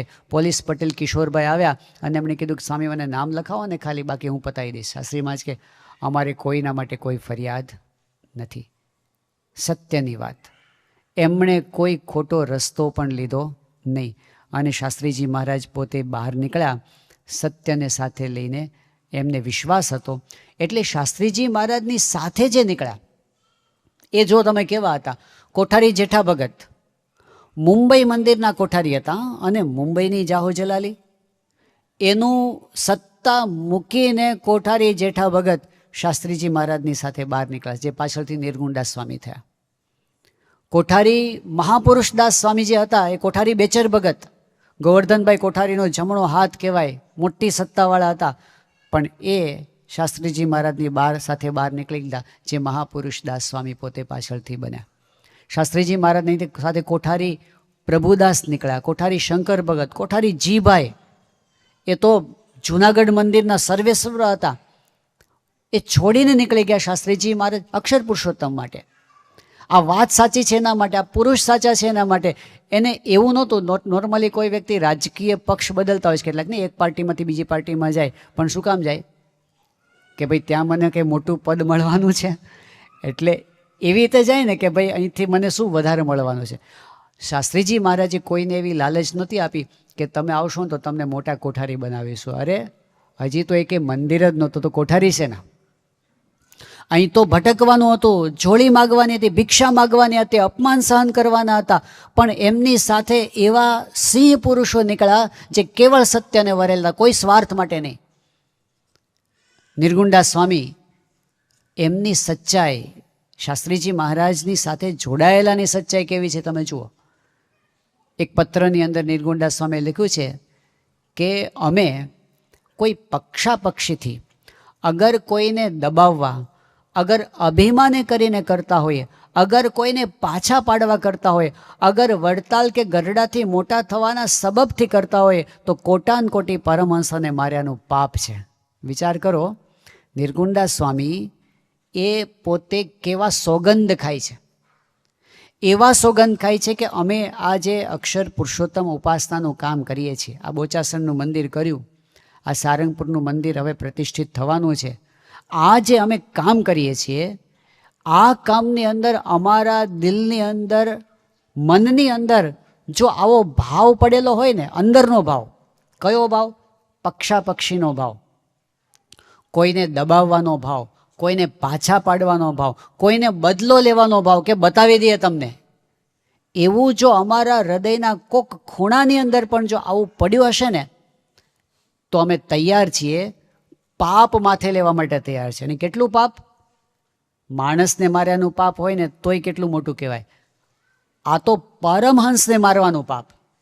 અને એક પરમહંસ નહીં, 500 પરમહંસ નહીં, કોટાન કોટી પરમહંસોને મારીને જે પાપ લાગે ને એ પાપ અમારા માટે આવે જો અમારા હૃદયના કોઈ ખૂણાની અંદર પણ સહેજ પણ મલિન ભાવ હોય તો. કેટલી સચ્ચાઈ, અને સચ્ચાઈનો કેટલો કોન્ફિડન્સ. એટલે નિર્ગુણદાસ સ્વામી આગળ પોતે એક પત્રમાં લખે છે કે છેવટે કહું છું કે થોડા વખતમાં નિંદા કરનાર પણ આ જ્ઞાનને કબૂલ કરીને નમતા આવશે ને સૌ પગે લાગશે ને સાચે દેવળે ઘંટ વાગશે, કારણ આપણે કોઈ દિવસ માથું કાપી નાખનારનો પણ ત્રિકાળમાં અવગુણ છે જ નહીં. વિશ્વાસ કેટલો બધો છે કે એક દિવસ સાચા દેવળે ઘંટ વાગવાનો છે. કેમ? કારણ કે અમારા હૃદયની અંદર માથું કાપી નાખનાર હોય ને કોઈ અમારું, એનો પણ ત્રિકાળમાં અવગુણ નથી. બોલો, તો આ હૃદયની શુદ્ધિ તો જુઓ, આ પ્યોરિટી જુઓ તમે. કયા પાયા ઉપર આ ઉપાસના પ્રવર્તનનું કામ ચાલી રહ્યું છે? સચ્ચાઈ. જે સત્ય હોય છે ને એ નિર્ભય હોય છે, જે સત્ય હોય છે એ કોન્ફિડન્ટ હોય છે. સ્વામિનારાયણ ભગવાન પોતે સંઘ લઈને આણંદ પધાર્યા, સાથે સમર્થ પરમહંસો છે, સાથે બધા એમના પાર્ષદો છે, કાઠી દરબારો છે, બધા શસ્ત્ર સજ્જ મહારાજની સેવામાં. અને મહારાજનો પ્રવેશ થાય છે આણંદ શહેરની અંદર. તે વખતે કેટલાક લોકોએ, દ્વેષી લોકોએ ચડાવ્યા, સામાન્ય માણસો તો બિચારા ચડાવવા ચડી જાય, અને ચડાવ્યા કે સ્વામિનારાયણ ગામમાં આવશે તો ગામ બગાડશે, એટલે એમને ગામ બહાર કાઢો. તો લોકો તો ચડી ગયા, કોઈએ એમના ઉપર ધૂળ નાખી, કોઈએ એમના ઉપર છાણ નાખ્યું, કોઈ એમના ઉપર પથરા નાખ્યા આ સંઘ ઉપર અને મહારાજ ઉપર. તે વખતે સંતો સમસમી ગયા, એમને તો કંઈ આદેશ હતો કંઈ કરાય નહીં, પણ પેલા જે દરબારો હતા એમના તો શસ્ત્રો હતા, અને જેવા તલવાર કાઢવા ગયા મહારાજ કીધું ખબરદાર, શસ્ત્ર બંધ રાખો, કોઈએ કાંઈ કરવાનું નથી, ફક્ત સહન કરવાનું છે. અઘરામાં અઘરું લેસન મહારાજે આપ્યું. અને એ ધૂળ અને કાદવ અને છાણ એ બધું એમના શરીર પર પડતું તો એવા કપડાં સાથે મહારાજ પોતે ગામમાંથી બહાર નીકળ્યા અને ઝાડ નીચે આવીને બેઠા, અને સામે બધા પરમહંસો બેઠા અને કાઠી દરબારો બેઠા, અને મહારાજ કે આજે આપણે ઈડરિયો ગઢ જીત્યા. શું જીત્યા આમાં? પેલા કહે છે કે મહારાજ અમારું તો આબરૂ ગઈ કે અમે તમારી ભેગા હતા ને અમે બેસી રહ્યા બાયલાની જેમ. મહારાજ કે ના, આ સત્યનો વિજય છે, અને એનો અનુભવ થયો, ખરેખર થયો. વાત સાચી હતી તો ભૂલ કરનારને પણ પસ્તાવો થયો. અને આણંદમાં સત્સંગની શરૂઆત થઈ, અને સત્સંગ વધતા વધતા એક સમય એવો વધ્યો કે જ્યારે દર વર્ષે જ્યારે ધર્માદો થાય અને આણંદથી ધર્માદો ભેગો થાય અને એના ગાડા ભરાય, અને ગાડા જ્યારે વડતાલ મોકલવામાં આવે તો એટલી બધી લાંબી લાઈન થાય કે પહેલું ગાડું જ્યારે વડતાલ હોય ત્યારે છેલ્લું આણંદમાં હોય. આટલો સત્સંગ વધ્યો. એગ્રેસિવ નથી થતું. ક્યારે સત્ય હોય છે ને એ એગ્રેસિવ નથી થતું, ધીરજ હોય છે અને આત્મવિશ્વાસ હોય છે. આજે માણસ અકળાઈ કેમ જાય છે? કોન્ફિડન્સ નથી હોતો એટલે. ભય ક્યાં હોય છે? જે અસત્ય હોય ત્યાં ભય હોય, એગ્રેસિવનેસ ત્યાં આવે છે. પણ ખરેખર સચ્ચાઈ હોય છે ત્યાં તમે જુઓ સાધુતા એની ભેગી ને ભેગી જ હોય છે. અમેરિકાની અંદર લોસ એન્જલસમાં ચિનો હિલ્સ વિસ્તારની અંદર પ્રમુખ સ્વામી મહારાજે ઈસવીસન 2000ની સાલમાં એક જમીન પસંદ કરી મંદિર કરવા માટે. ઘણા વર્ષોની હરિભક્તોની તપશ્ચર્યા હતી, જગ્યા શોધતા હતા અને આ જગ્યા બાપાએ પસંદ કરી કે અહીં આપણે મંદિર કરવું છે. સ્વામી બાપાએ જમીન પસંદ કરીને પછી બાપા તો ભારતમાં આવી ગયા અને આ બાજુ આગળની પ્રક્રિયા ચાલી કે જમીન લીધી છે તો હવે ત્યાં પરમિશન, મંદિર બનવા માટેની પરમિશન. એટલો કોન્ફિડન્સ બધાને નહોતો કે કદાચ પરમિશન મળે કે ના પણ મળે, એટલે કોન્ટ્રાક્ટ એવો રાખ્યો હતો કે દર મહિને એક રકમ આપવાની, જે જમીન માલિક હોય ને એને કોન્ટ્રાક્ટ ચાલુ રાખવા માટે.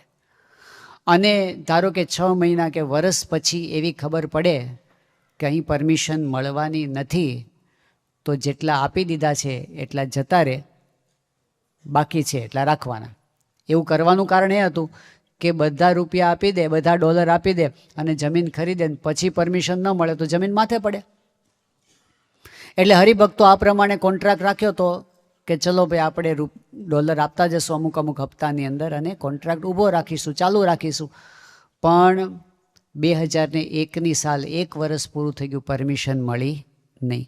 બીજું વર્ષ પૂરું થયું, પરમિશન મળી નહીં. ત્રીજું વર્ષ પૂરું પરમિશન ન મળી. એટલે બધાને થયું કે હવે તો બહુ થઈ ગયું.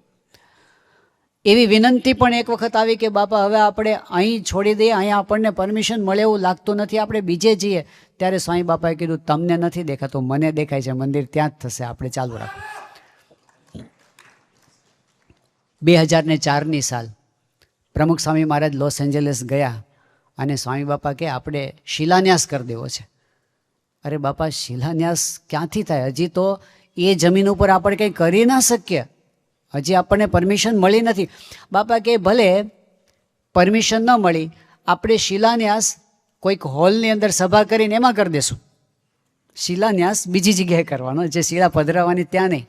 બાપા કે આપણે શિલાનું પૂજન કરી દઈએ. અને એ પૂજન બાપાએ કર્યું અને સ્વામીએ એકદમ જાહેરમાં બધાને વચન આપ્યું કે ભવ્ય મંદિર થઈ જશે અને બધા સુખેથી ઉપાસનાનો જયનાથ થશે ને આપણે ભજન કરીશું. બાપા ત્યાં કહીને આવ્યા, પ્રયત્ન ચાલુ રાખો. ત્યાંના કાયદા પ્રમાણે પબ્લિક હિયરિંગ કરવામાં આવે.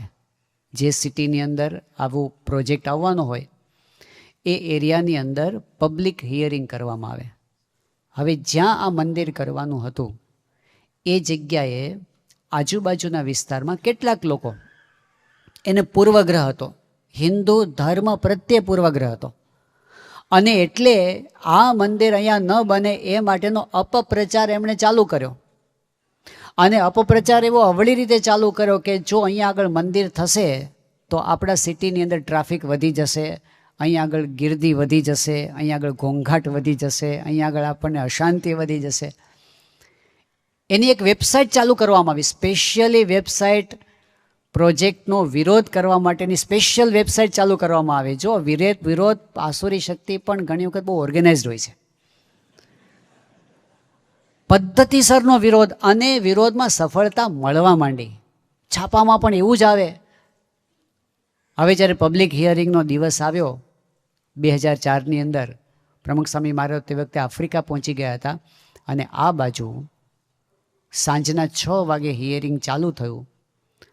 ચિનો હિલ્સ સિટીના ઇતિહાસમાં લાંબામાં લાંબુ હિયરિંગ સાંજના 6 વાગે ચાલુ થયું હતું, રાતના 2 વાગ્યા સુધી.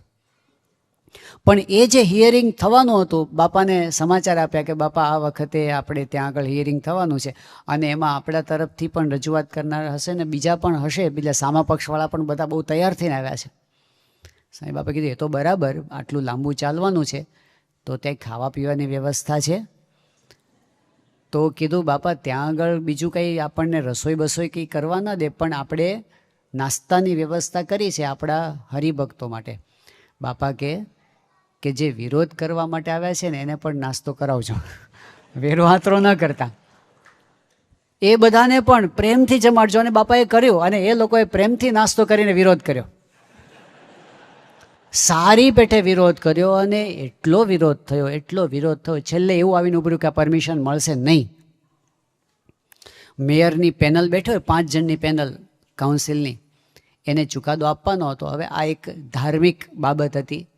સીધું જો ધાર્મિક પ્રોજેક્ટને ના પાડવામાં આવે તો એની પણ બીક હોય એ લોકોને કે ભાઈ આ બીજી બાબતમાં કોર્ટમાં જશે કદાચ કેસ. એટલે એમણે એવો ચુકાદો આપ્યો કે ભાઈ આ જમીન ઉપર તમે 42 ફૂટથી ઊંચું બાંધકામ કરી શકશો નહીં, આવો ચુકાદો આપ્યો.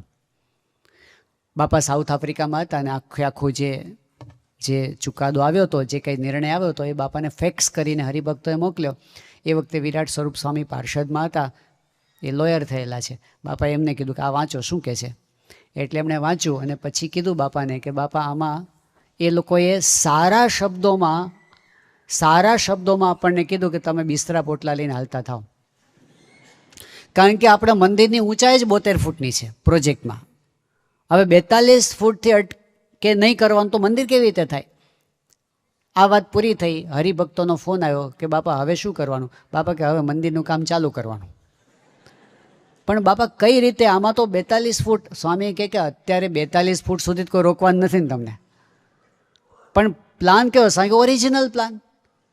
હવે 72 ફૂટનું મંદિર તમે કરવાનું ચાલુ કરો ને અરે 42 અટકી જાય, તમે વિચાર કરો કેવું બુઠ્ઠું થાય. સ્વામી કહે કે જ્યારે મંદિર થશે ને ત્યારે પરમિશન મળી જશે, તમે ચાલુ કરો બધું. એની તો ના આજુબાજુના બિલ્ડિંગો ચાલુ કરો. સ્વામી કે એની ક્યાં ના પાડે છે? હવે આ બધું માથે પડે તો પણ બાપાના વચનમાં વિશ્વાસ અને હરિભક્તોએ કામ આગળ ચાલુ કર્યું. 2006ની સાલમાં જ્યારે સ્વામી બાપા અહીં પધાર્યા હતા ને, પેલું શું કહેવાય ધોળો ધુમાડા વખતે, ત્યારે તે વખતે અમેરિકાથી પણ આવ્યા હતા બધા હરિભક્તો અને આપણા મુખ્ય ટ્રસ્ટીઓ. સ્વામી બાપાએ એ વખતે કીધું કે 2007માં હું આવું છું અમેરિકા અને આપણે એલએના મંદિરની પ્રતિષ્ઠા કરી દેવી છે. અરે પણ બાપા પ્રતિષ્ઠા હજી તો મંદિર ક્યાં થયું છે? બાપા કે ભલે ને મંદિર ના થયું હોય, હવેલીમાં પ્રતિષ્ઠા કરશું. પણ બાપા હવેલી નહીં થાય. બાપા કે કાંઈક તો તૈયાર થશે ને, મારે પ્રતિષ્ઠા કરી દેવી છે. કારણ કે બધી મૂર્તિઓમાં હું પ્રતિષ્ઠા કરી દઈશ. અને બાપા 2007માં આવ્યા. ઇતિહાસમાં પહેલી વખત એવું થયું, પહેલાં પ્રતિષ્ઠા થઈ ને પ્રતિષ્ઠા પછી નગરયાત્રા નીકળી ને નગરયાત્રા પૂરી થઈ પછી મંદિરનો પહેલો પથ્થર મુકાયો. પણ સ્વામીએ ત્યાં પ્રતિષ્ઠા કરીને જે હવેલીનો એક ભાગ તૈયાર થયો હતો, અત્યારે બુક સ્ટોલ તરીકે વપરાય છે, ત્યાં બાપાએ મૂર્તિઓ તો પધરાવી દીધી. અને સ્વામીએ કહે કે તમારે શું કરવાનું? આ સિટીના માણસોને ગેરસમજ થઈ છે. બાપા કે આપણે એની સામે નથી પડવાનું. એક ઓપ્શન એવો હતો કે કેસ થાય, કોર્ટમાં કેસ થાય, સામે લડાઈ લઈએ, ધર્મના નામે લડાઈ લઈએ, કારણ કે આપણી વાત સાચી હતી. સ્વામી કે ના, આપણે એવું નથી કરવું. તમે ખાલી આપણી વાત જો સાચી છે તો તમે એને સમજાવો. અને બાપાના વચને ત્યાં એક્ટિવિટી ચાલુ થઈ, બધી આપણી મંદિરની સભા ચાલુ થઈ, પછી લોકોને મળતા થયા. આજુબાજુ સિટીના લોકોને ખબર પડી કે આ લોકો તો બહુ ભલા છે, આ લોકો તો આપણે સિટીને બહુ મદદરૂપ થાય એવા છે. ધીમે ધીમે આત્મીયતા વધવા માંડી અને આપણા બાળ બાલિકા, કિશોર કિશોરી, યુવક યુવતી, હરિભક્તો બધા મળતા ગયા, સાચી વાત સમજાવતા ગયા. લોકોએ પોતાના ઓપિનિયન આપવા માંડ્યા, પત્રો લખીને કાઉન્સિલને મોકલવા માંડ્યા કે આ લોકોના પક્ષમાં અમે છીએ. પછી એક પરિસ્થિતિ કેવી આવીને ઊભી રહી કે હવે જે મુખ્ય માણસો હતા ને એ કોઈ રીતે હવે નવું હિયરિંગ આપવા તૈયાર નહોતા. વાત ઠેલ્યા જ કરે, ફાઇલ હાથમાં જ ન લે. 2008, 9, 10, 2011ની સાલ આવી ગઈ. હવે એપ્લિકેશન એવી હતી કે અમારે ફરી અપીલ કરવી છે, તો ફરી વખત તમે બોલાવો પબ્લિક હિયરિંગ. 2011ની સાલમાં 1 મહિના માટે એક ઓફિસર આવ્યો અને 1 મહિનામાં એણે આ ફાઇલ હાથમાં લીધી અને હિયરિંગ ગોઠવી દીધું. ચલો એ તો થયું. એમાં સૌથી પહેલાં પ્લાનિંગ કમિશનમાં ગયું. પ્લાનિંગ કમિશનમાં 5 સિટીના એન્જિનિયરો બેસીને પ્લાન જુએ. એ 5માંથી 4 જણાએ પ્લાન હા પાડી, 1 જણાએ ના પાડી, એટલે 4ની સામે 1થી એમાં તો પાસ થઈ ગયું. બીજા અઠવાડિયે પબ્લિક હિયરિંગ હતું. બાપાને સમાચાર આપ્યા. બાપા કહે કે આના કરતાં પણ સારો વિજય થશે, આ 4-1થી વિજય થયો ને, સ્વામી કે આના પડતા સારો વિજય થશે. હવે એ કોઈને શક્ય લાગતું નહોતું. એનું કારણ એવું હતું કે જે 5 માણસો બેસવાના હોય એમાં એક મેયર હતા પોતે, અને મેયર તો વિરોધી જ હતા. કારણ કે હરિભક્તો એને મળવા માટે પ્રયત્ન કરતા હતા તો એ મિટિંગ જ ના આપે, અને કે મને તમારા કામમાં રસ જ નથી. બહુ આગ્રહ કર્યો ત્યારે 10 મિનિટ માટે આ હિયરિંગના આગલા દિવસે મળ્યા, પણ પહેલી જ વાત એણે કરી કે જો તમારા આ પ્રોજેક્ટમાં મને કોઈ ઇન્ટરેસ્ટ નથી.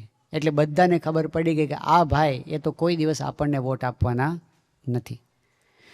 બીજા જે 4 જણ રહ્યા એ 4માંથી એક મહિલા હતા, અને મહિલા તો કેવા હતા કે જો મેયર 100% વિરોધી હોય તો પેલા મહિલા 125% વિરોધી હતા. એટલે એને તો મળવાનો જ મતલબ નહોતો. આ 2 ગયા, બાકીના 3 વધ્યા.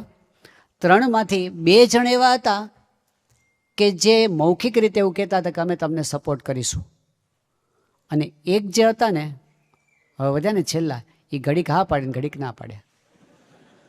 એટલે જે કાંઈ હતું ને બધું એના ઉપર હતું, એ કઈ બાજુ ઢળે છે એના ઉપર હતું. અને પબ્લિક હિયરિંગની ડેટ આવી, એ દિવસે બધા ભેગા થયા, અને આપણા તરફથી એક કિશોરી હતા, એમણે પ્રોજેક્ટની રજૂઆત કરી 5 મિનિટમાં.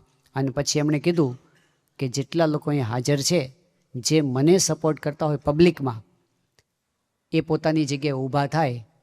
અને ઉપર જે 5 બેઠા હતા ને એને તો અંધાર આવી જાય એવું દૃશ્ય ઊભું થયું.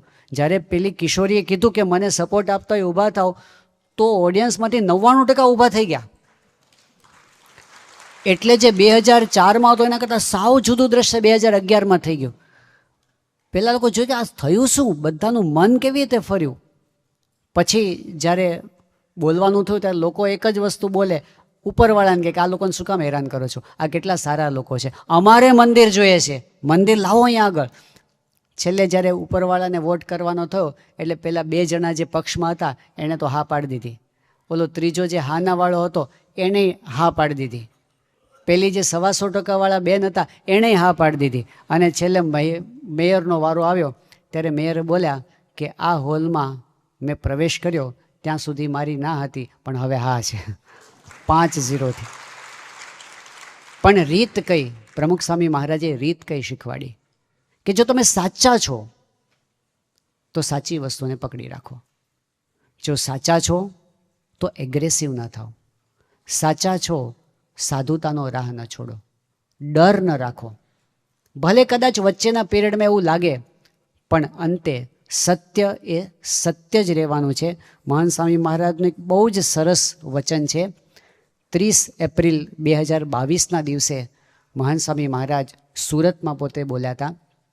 આ વચન વારંવાર મનન કરવા જેવું છે, એનું વાંચન કરીએ. મહાન સ્વામી મહારાજ કહે છે કે જુઓ, તમે બધાએ અનુભવ્યું છે કે સાચું એ સાચું અને ખોટું એ ખોટું. કેટલું સિમ્પલ વાક્ય છે, પણ કેટલી તાકાત છે એમાં. સ્વામી કહે છે સાચું એ સાચું અને ખોટું એ ખોટું. ગમે એમ કરીને મારી મચેડીને સાચું કરવા જઈએ એ રહે જ નહીં. અંતે તો ખોટું છે તે ખોટું જ ઠરવાનું છે. આપણે 1 હોઈએ કે 2 હોઈએ પણ વાંધો નહીં, અંતે લાંબા ગાળે પણ સાચું એ સાચું જ રહેવાનું છે, અને એનું ફળ આપણને મળવાનું છે. અને ટોળા ભેગા થયા હોય પણ ખોટી વસ્તુ તે ખોટી જ ઠરવાની છે. પછી સ્વામી કહે છે કે ગમે એમ સંતાડે, બળ કરે, પણ ખોટું તો ખોટું જ રહેવાનું છે. તમે સાચા હો અને આખી દુનિયા તમને ખોટા પુરવાર કરી આપે, પણ એ નહીં થાય. અને જો ખોટા હો અને તમે ગમે એટલું કરો, આખી દુનિયા તમારા પક્ષમાં રહે, સમર્થનમાં રહે, પણ ખોટું એ ખોટું જ રહેવાનું છે. સાચું એ સાચું રહેવાનું છે ને ખોટું એ ખોટું રહેવાનું છે. આ એટલી સરસ વાત છે કે આપણા મન પરથી બધો ભાર કાઢી નાખે, ટેન્શન કાઢી નાખે. કારણ કે આપણને ચિંતા બીજાને સમજાવવાની વધારે હોય છે કે આ સાચી વાત સમજે, પણ આપણે સાચી વાત પર ચાલતા જ રહીએ, ચાલતા જ દુનિયા સમજશે. કારણ કે અંતે સાચું એ સાચું જ રહેવાનું છે અને ખોટું એ ખોટું જ રહેવાનું છે. એટલે સત્સંગ, નિષ્કાન સ્વામી કેટલી સરસ વાત કરી દીધી. આ સત્સંગને જો એક શબ્દમાં, સત્સંગને જો મૂલવવો હોય એક વિશેષણમાં તો હજારો વિશેષણ છે, પણ એમણે પસંદ કયું કર્યું કે સાચો મળ્યો છે સત્સંગ એને અચળ કરી. સત્સંગ જેવું સાચું દુનિયામાં કાંઈ નથી. એ સાચી વસ્તુને જો આપણે સાથે રાખીએ તો આપણો વિજય અને વિજય છે. એ સાચા સત્સંગની વાત આપણને નિષ્કુળાનંદ સ્વામીએ સમજાવી છે. એને વિશેષ આપણે હવે પછીના દિવસોમાં જોઈશું. શ્રી સ્વામિનારાયણ ભગવાનની જય. સ્વામી